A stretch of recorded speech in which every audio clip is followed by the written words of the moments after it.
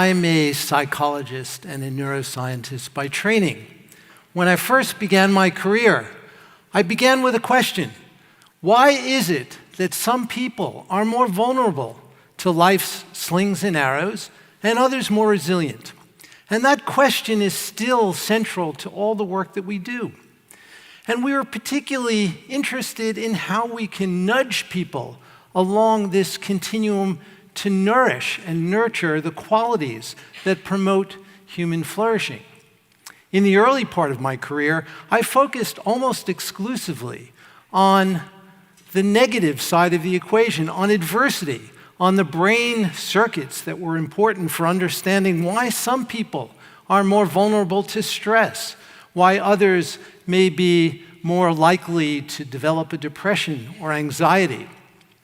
And then something very significant happened in my life. In 1992, I first met His Holiness the Dalai Lama. And this picture of His Holiness was taken in Madison, Wisconsin, and he's visited us several times. And he was the chief inspiration in our turning toward the positive. And in that critical moment in 1992, he challenged me and he said, why can't you use the same tools of modern neuroscience to study kindness and to study compassion in addition to studying anxiety and fear and depression and stress? And I didn't have a very good answer for him on that day other than that it's hard. But you know, when we first began to study kindness, when we first began to study anxiety and depression, that was hard too, and we've made some progress in that area. So the work that we and others have been doing is predicated on a critical insight in modern science, the insight concerning neuroplasticity. Our brains are constantly changing, constantly being shaped by the forces around us. But we have typically very little awareness of what those forces are. Our brains are changing wittingly or unwittingly. Most of the time, it's unwittingly. Most of the time, we're not aware, and we also have little control over those forces. And the invitation in the work that I'm sharing with you today is that we can actually take more responsibility for our own brains by transforming our minds. But first, let me share with you what some of the consequences of having our brains being shaped unwittingly are. And I'd like to focus on 4 challenges that have been critical in our society today. And these challenges are failures of well-being in very important ways. The first is distractibility.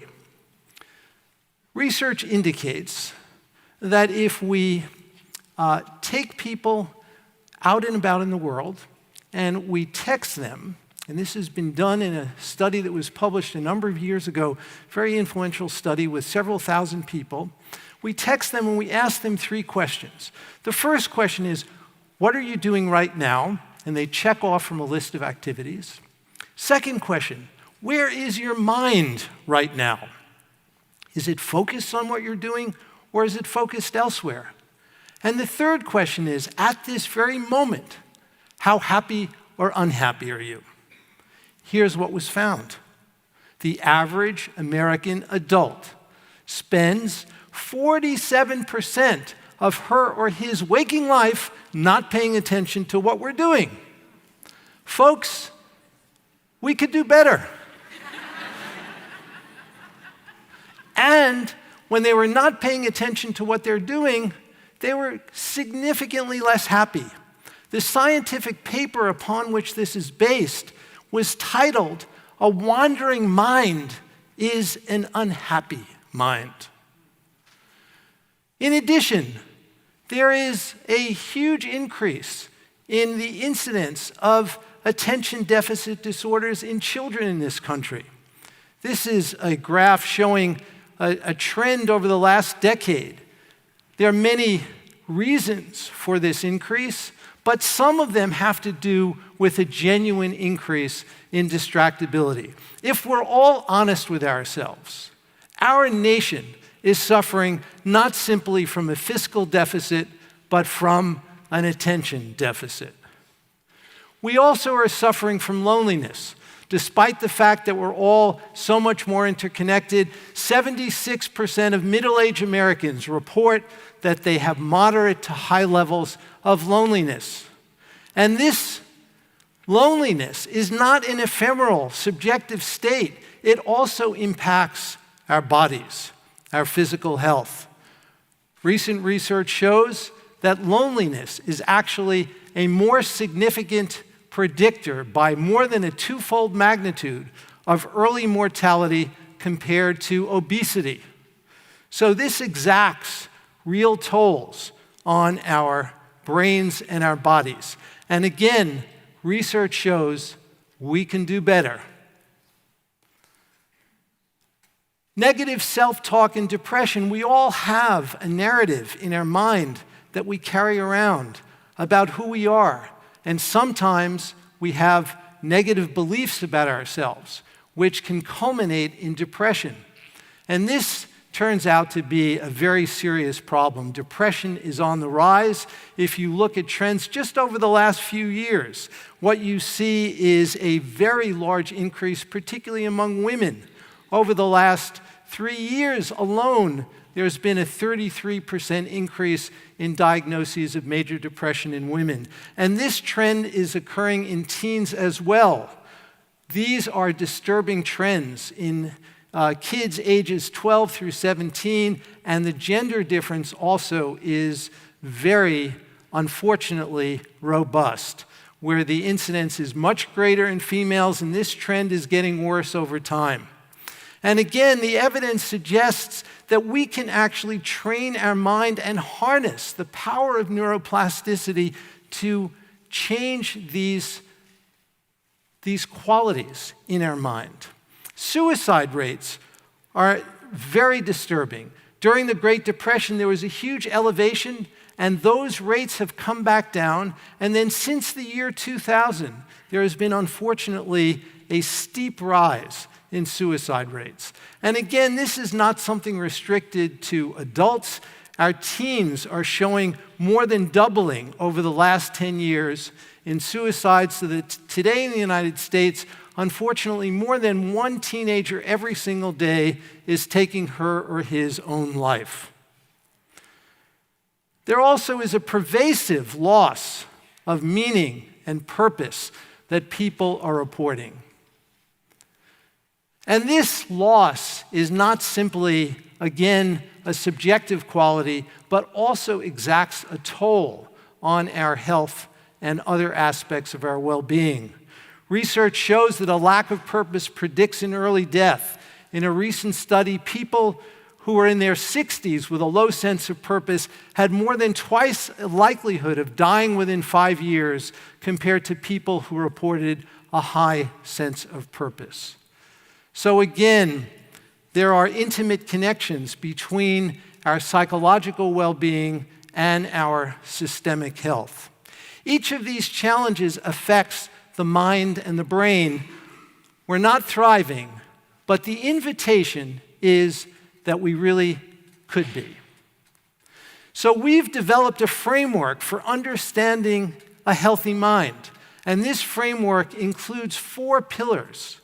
The first pillar is awareness, and awareness includes the capacity to focus our attention, to resist distraction. It also includes a quality that psychologists and neuroscientists call meta-awareness. Meta-awareness is knowing what our minds are doing. How many of you have ever had the experience of reading a book where you're reading each word on a page, and you read one page, you may read a second page, and after a few minutes you have absolutely no idea what you've just read? That is an example of a lapse in meta-awareness. But the moment we recognize that we've been lost and come back, that is a moment of meta-awareness. And we have reason to believe that meta-awareness is crucial. Actually, it's necessary, we believe, for real transformation to occur. The second pillar of a healthy mind is connection. Connection refers to those qualities which nurture harmonious interpersonal relationships. Qualities like appreciation, like kindness, like compassion, having a positive outlook.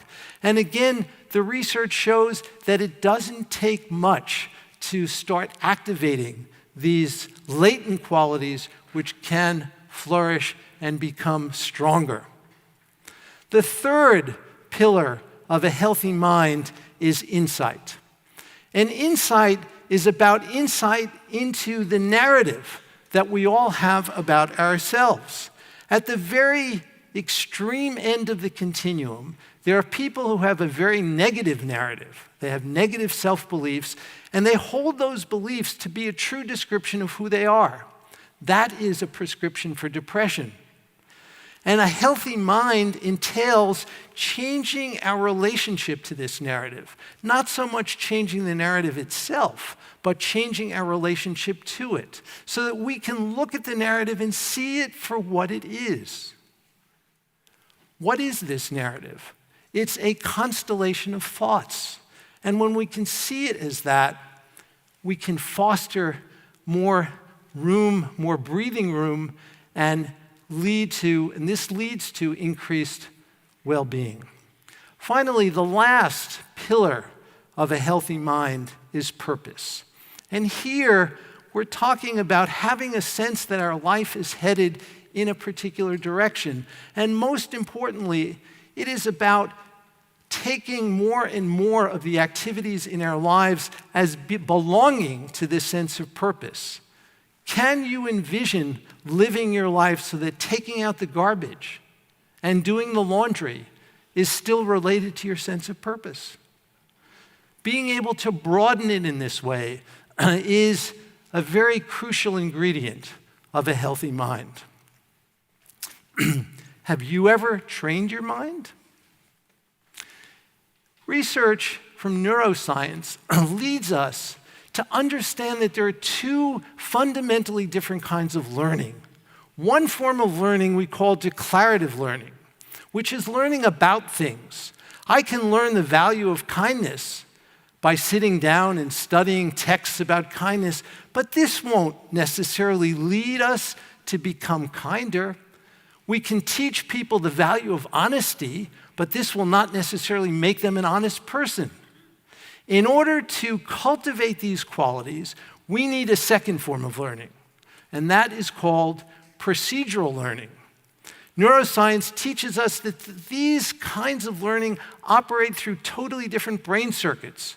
We need both to produce real transformation. The wiring in our brains is not fixed, it's adaptable, and we can harness the power of neuroplasticity to change our brain. Let me give you one example.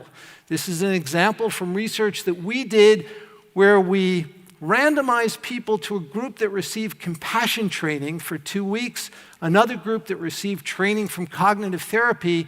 We put people in the MRI scanner before and after the 2 weeks of training, and lo and behold, we see systematic differences after just 7 hours of practice. Our brains can change in a remarkably rapid period of time.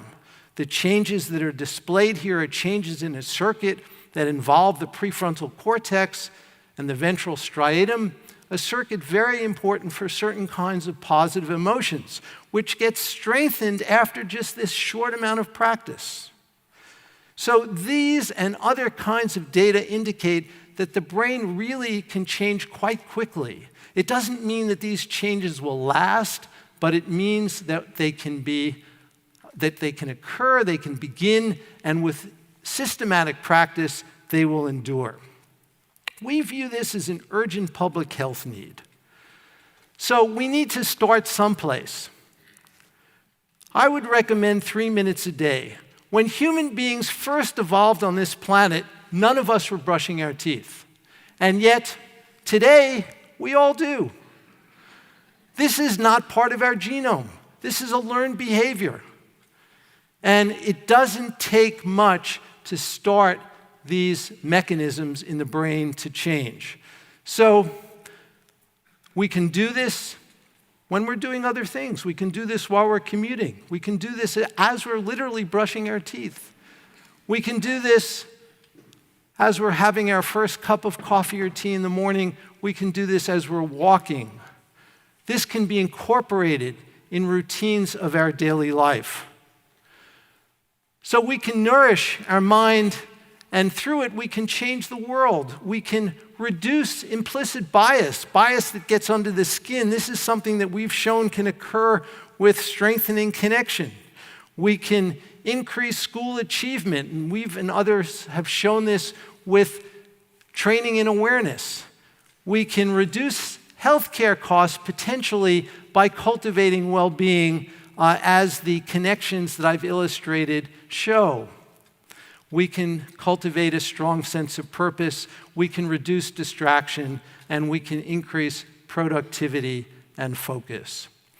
And I'd like to end with just a 1-minute short period of practice to give you an experiential taste of this. So if you all just sit for a moment, put down your pens and devices, and I invite you to bring a loved one into your mind and your heart. You can leave your eyes open or closed. And for those who are viewing this online, please share this 1 minute with us. And as you bring this loved one into your mind and your heart, cultivate the strong aspiration that they be happy and be free of suffering, and they share the same wish for happiness and the same wish to be free of suffering as all human beings. And you can envision a time in their life when they may have been having some difficulty, and you can say a simple phrase in your mind: may you be happy, may you be free of suffering. And simply notice whatever may come up for you. And then we can do this for many categories of people, including a difficult person. So I invite you to join us on this journey, and the very future of humanity, we think, depends on it. Thank you very much.